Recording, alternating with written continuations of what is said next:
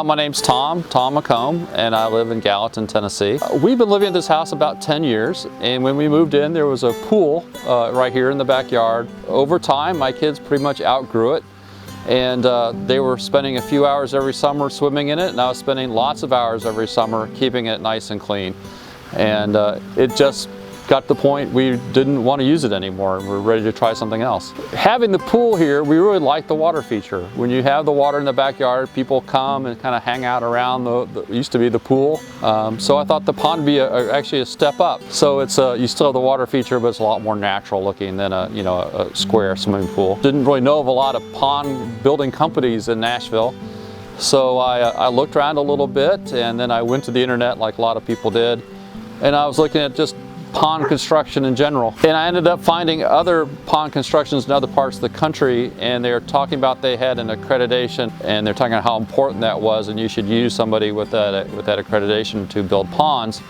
So of course, when that was done with YouTube, I got on Google and just Googled Nashville and pond construction accreditation, and out popped JVI. I went over to their store and looked at the ponds and talked to people a little bit. One, I liked what they were building, and two, I also liked the fact that I could come away with some pricing.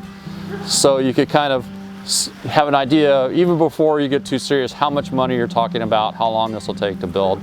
And had the options in there too. So if you're going to keep adding on to it, what kind of a financial commitment that would make. One thing about the work they do that kind of stood out for me, I've had other people look at this and they're like, so how did you get this pond is art. How did you communicate them with what you wanted and what the design would be? And I had to tell them, the truth is, they came out here and they took a look at your property, what would fit, what kind of rocks they've been brought in, and it's an organic design. It's not a lot of careful, it's not an engineering drawing. They built it to fit what you have.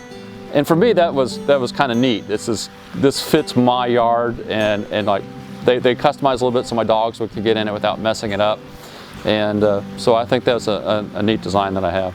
I have 3 dogs, and this is their home.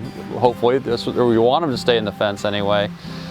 With the youngest being Lily, who you may have seen. She's running around out here with us. She's a German short-haired pointer.